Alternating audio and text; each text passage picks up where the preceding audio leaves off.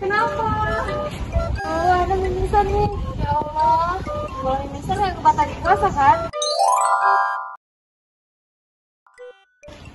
Mimisan nggak ngebatalin puasa, kan bukan kakek kita. Selama darahnya nggak ditelan, nggak ngebatalin puasa kok. Berarti ada bisa lanjut dong? Iya, oke.